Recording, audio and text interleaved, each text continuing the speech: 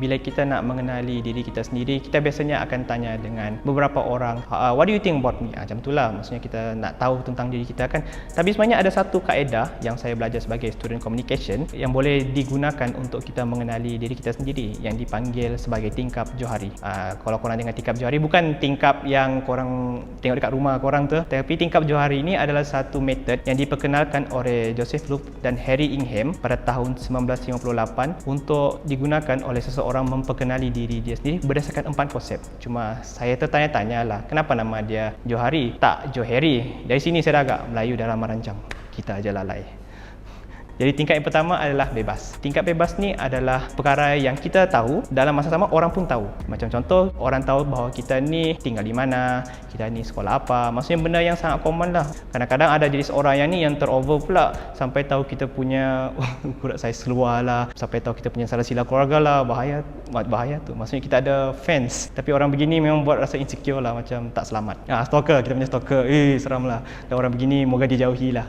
Tingkap yang kedua kita panggil sebagai tingkap buta. Tingkap buta ni adalah perkara yang kita tak tahu tapi orang tahu. Kita boleh ambil contoh macam dari segi gaya berjalan kita, maksudnya benda yang kita tak sedar tapi orang sedar. Adakah kita berdengkur time kita tidur? Tingkap yang ketiga adalah tersembunyi. Jadi tingkap yang tersembunyi apa? Tingkap yang mana orang tak tahu tapi kita tahu, tapi kita merahsiakan daripada orang. Maksudnya benda ni rahsia hanya untuk kita sahaja, dan kita mungkin ceritalah benda ni dengan certain orang. Nak ambil contoh yang paling senang, mungkin kita ada girlfriend ke boyfriend ke, dan kita merahsiakan kita punya hubungan tu daripada certain orang, dan juga especially mak bapak kita lah. Dan kadang-kadang orang yang silent relationship ni, orang kata make it private but not secret.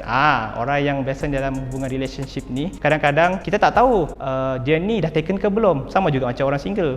Kadang-kadang kita tengok orang tu single, orang ni single lah, taken rupanya, baru je nak try. Hancur harapan. Ini benda yang paling menyedihkan lah. Itu adalah tingkat yang ketiga.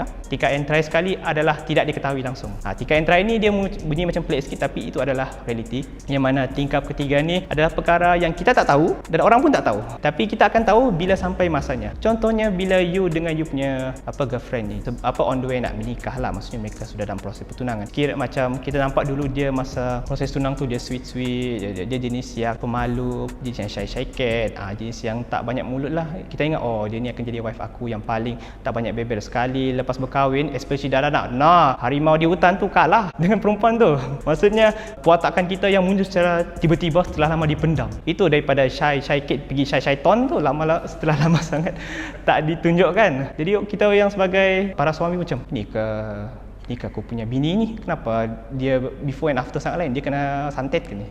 Kalau nak gunakan taktik tingkap Johari ni, dia just a simple thing. Mungkin kita boleh ambil satu kertas, kita buat segi 4.